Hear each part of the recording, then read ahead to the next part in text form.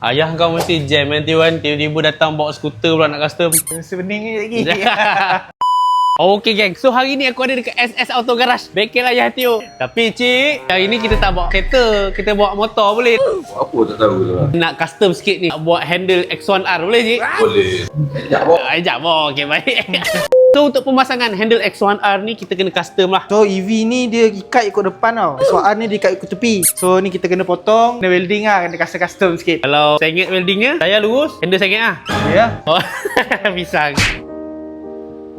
So ni lah dia, handle CNC X1R yang kita akan pasang dekat EV ni. Macam sekarang ni handle ni tinggi. So bila kita dah pasang handle X1R ni, kedudukan dia, placement dia akan rendah sikit. Macam ni bar dia kan ke atas. Handle ni rata ke bawah. So nanti kedudukan tangan tu akan dekat sini lah.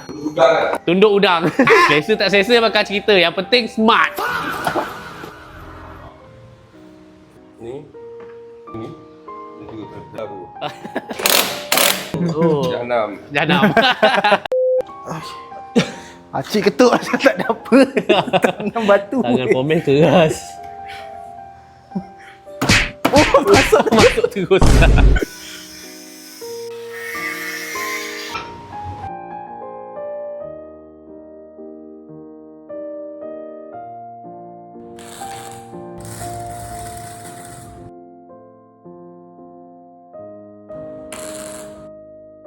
So macam yang korang boleh tengok dekat sini, kita dah jalankan macam-macam proses pemotongan, fitting, welding dan sebagainya. So sekarang ni bracket meter apa semua kita dah siap buat balik dekat tapak baru X1R ni. Side mirror ni ada. Aku nak bagi tahu korang, bengkel SS Auto Garage ni bukan bengkel motor. Jangan ada yang ada hantar custom bukan yang mana kereta rosak, nak repair kereta korang, boleh datang support bengkel Ayah Tio ni, okey. So, korang nak tengok tak result handle X1R dekat aku punya EV ni? Sup.